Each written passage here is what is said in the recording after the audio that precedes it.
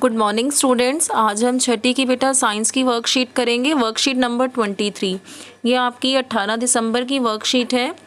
विद्यार्थी का नाम, यहाँ आप अपना नाम लिखेंगे। कक्षा अध्यापक का नाम, यहाँ आप अपनी क्लास टीचर का नाम लिखेंगे। सजीव एवं उनका परिवेश, परिवेश क्या होता है? जहाँ जो रहने का स्थान होता है उसे हम परिवेश बोलते हैं, ठीक है, रहने की जगह। ये जो वर्कशीट है आपकी पाठ 9 से ली गई है। वर्कशीट शुरू करते हैं। आओ पुनरावृत्ति करें। पुनरावृत्ति मतलब रिवीजन करें। किन्हीं 5 सजीव तथा निर्जीव वस्तुओं के नाम लिखें तथा आपने उन्हें कहाँ देखा है वह जगह लिखें। आपको पहले ये भी पता होना चाहिए सजीव क्या है और निर्जीव वस्तुएं क्या हैं। आपने अपने चारों तरफ बेटा कई तरह की वस्तुएं देखी होंगी। आपने मेज, कुर्सी, पेन, किताब, अलमारी, ठीक है, ये सब चीज़ें जो हैं ये सारी वस्तुएं क्या हैं? इनमें जीवन नहीं है, ठीक है, ये जीवित नहीं है, तो इन्हें हम क्या बोलते हैं? निर्जीव बोलते हैं। अलमारी है, मेज है, पेन है, कुर्सी है।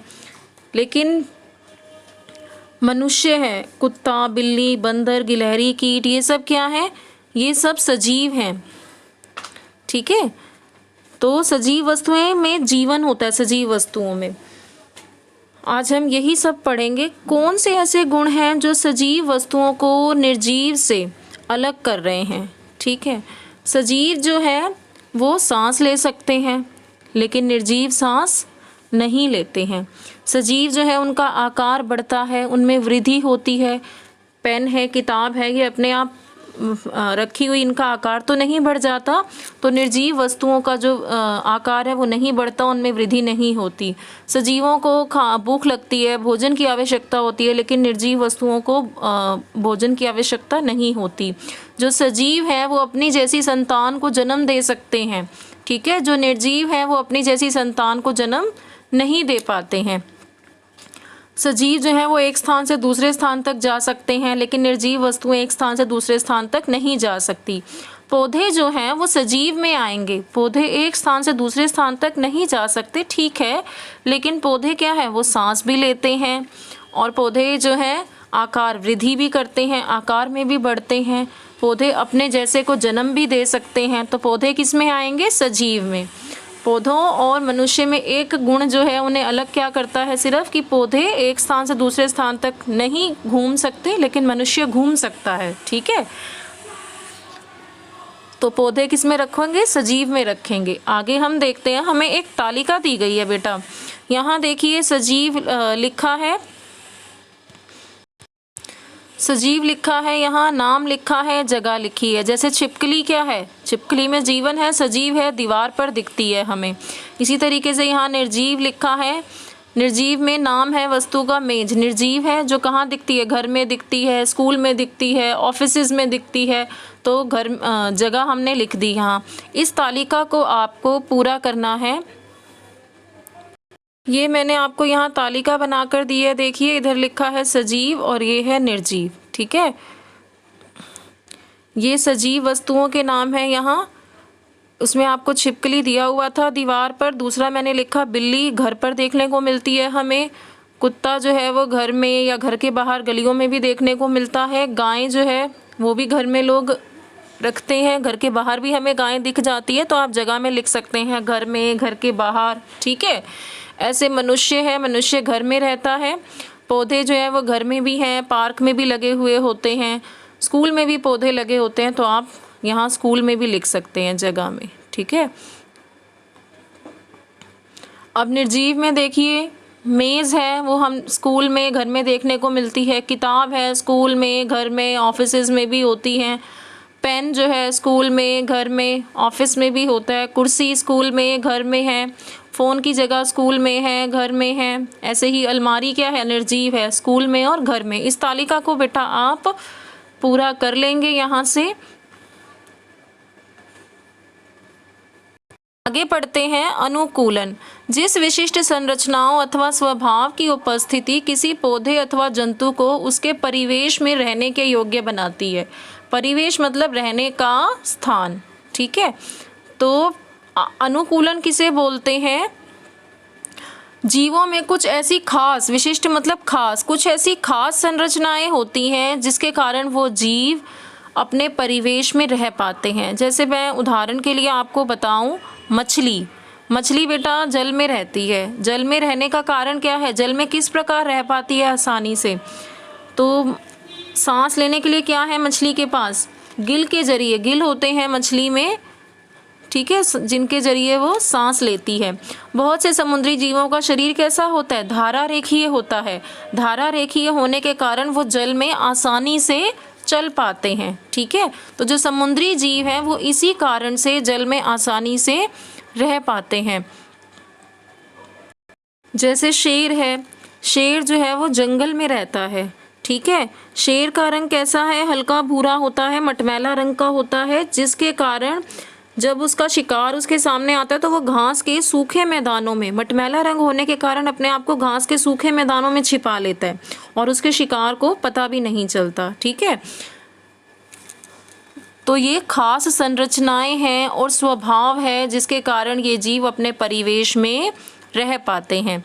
आगे पढ़ते हैं हम। आकाशीय आवास।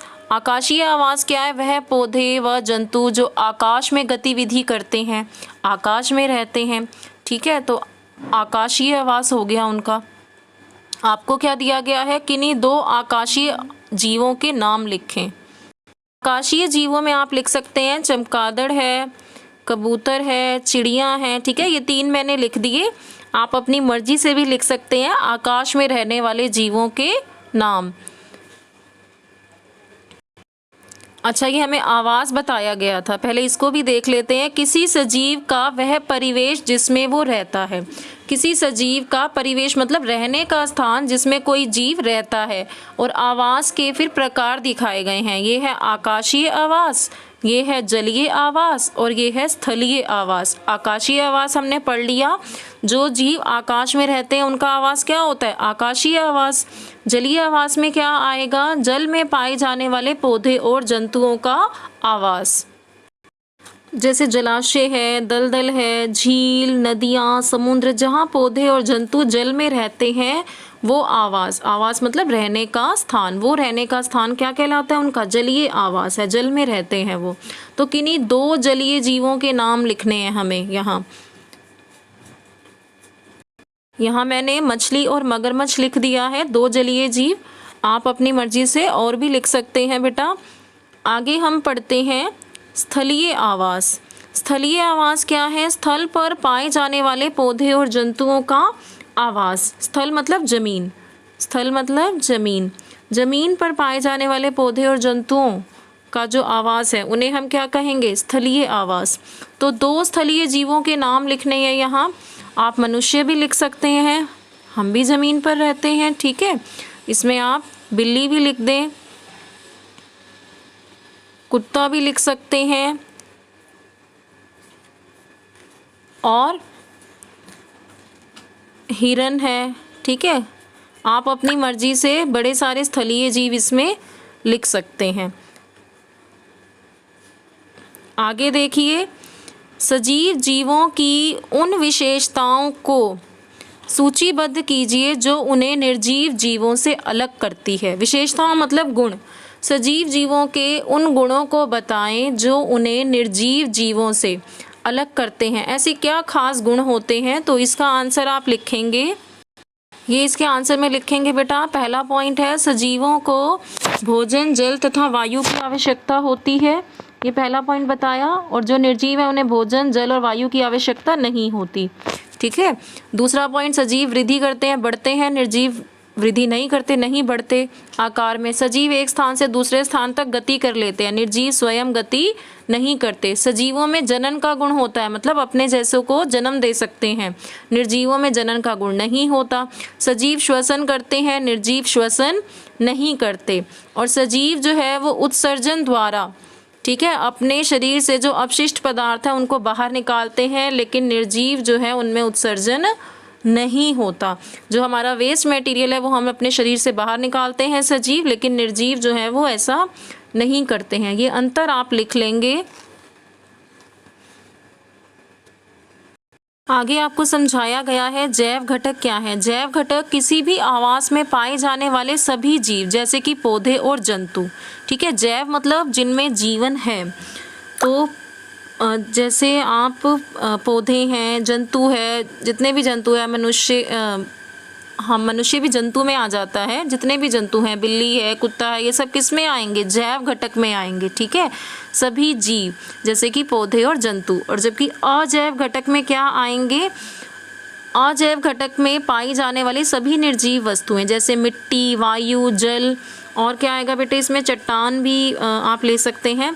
तो ऊष्मा, सूर्य का प्रकाश, ये सभी अजैव घटक हैं। ठीक है, अब आप इस वर्कशीट को कर लीजिए। अगर आपको मेरा वीडियो अच्छा लगा हो तो मेरे चैनल को लाइक एंड सब्सक्राइब करें। Thank you for watching my video.